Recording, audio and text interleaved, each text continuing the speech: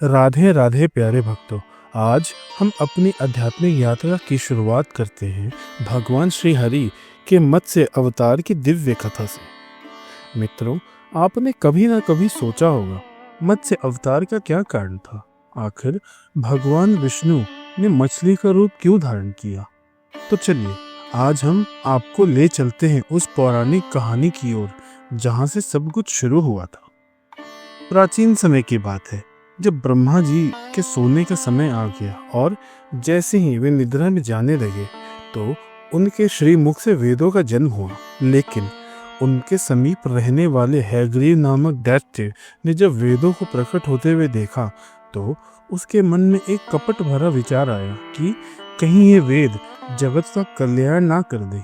इस भय से उसने उन्हें चुरा लिया और समुद्र की गहराइयों में छुपा दिया। फिर मित्रों, एक महाप्रलय आया जिसमें तीनों लोग जलमग्न हो गए और सब कुछ नष्ट हो गया। हमारे प्यारे श्री हरि अंतर्यामी और सर्वज्ञ हैं।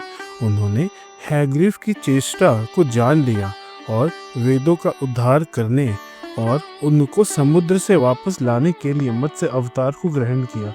तो बोलो भगवान श्री हरि की जय। आइए अब सुनते हैं मत्स्य अवतार की पूर्ण कथा। द्रविड़ देश में एक राजा थे जिनका नाम था सत्यव्रत। वह एक बहुत ही भक्तिमय और धार्मिक पुरुष थे। अपनी तपस्या के लिए वो सिर्फ जल पीकर मलय पर्वत के शिखर पर रहते थे। एक दिन राजा नदी में स्नान कर रहे थे जब अचानक उनकी अंजलि में एक छोटी सी मछली आ गई और वो मछली बोल उठी, राजन मेरी रक्षा कीजिए वरना जल के जीव जंतु मुझे खा जाएंगे। राजा का हृदय पिघल गया और उन्होंने तुरंत उस मछली को अपने कमंडल में डाल लिया। लेकिन मित्रों, थोड़ी ही समय में वो मछली इतनी बड़ी हो गई कि कमंडल में उसके लिए जगह नहीं रही। तो राजा ने उसे एक तालाब में छोड़ दिया, लेकिन तालाब में जाते ही वो 3 हाथ की हो गई। अब राजा जिस भी जलाशय में उसे रखता वो और बड़ी हो जाती। अंत में राजा ने उसे समुद्र में छोड़ दिया और वहां वो मछली देखते ही देखते 400 कोस लंबी हो गई। तब उस मछली ने करुणा भरे स्वर में कहा, राजन कृपा करिए मुझे यहाँ ना छोड़िए, मेरी रक्षा कीजिए। राजा ने प्रश्न किया, हे मत्स्य आप कौन हैं? एक ही दिन में आपने 400 कोस तक का समुद्र घेर लिया।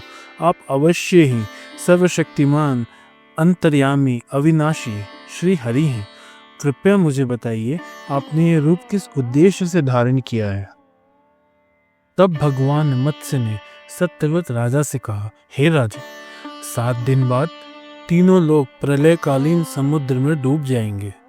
मेरी प्रेरणा से एक बड़ी नाव तुम्हारे पास आएगी।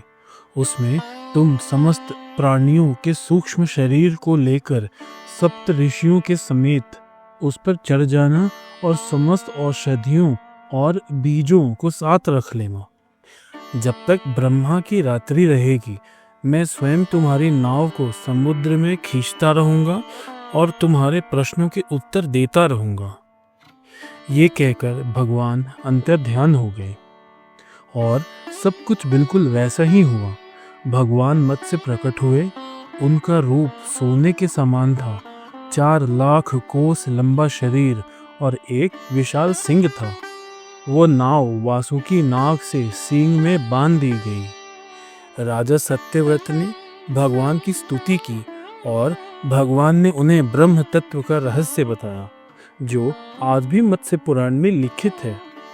और जब ब्रह्मा जी की नींद टूटी तो भगवान ने हैग्रीव दैत्य का वध किया और चुराए गए वेदों को ब्रह्मा जी को वापस दे दिया। तो बोलो भक्तवत्सल भगवान की जय।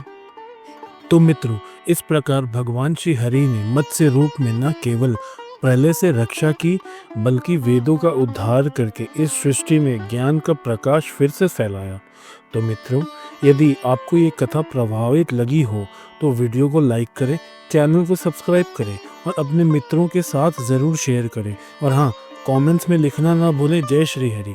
तो मिलते हैं अगले एपिसोड में वराह अवतार की दिव्य कथा के साथ। तब तक के लिए राधे राधे और जय श्री हरि।